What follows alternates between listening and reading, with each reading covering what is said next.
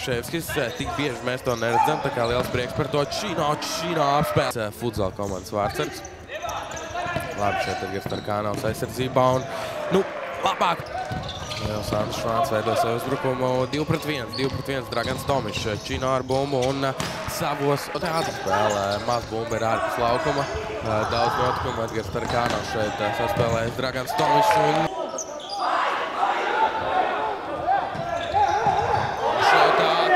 bija kaut kādi momenti arī TFK Salaspils komandai, taču nekas ļoti bīstams. Šeit Rafāra labi piespēle Bruno Coelho. Dudu šeit ļoti brīvs atstāts un beidz. Spēlētāji maiņas notiek abām komandām. Šeit labi izgriežās un Dudu. Vārds ir neizdots atspēlēt. Un šeit netiek fiksēts Duarte. Protams, ka domā, ka jāizvada pluszīmē un jāgūst vēl kādu vārtu, un to arī izdara.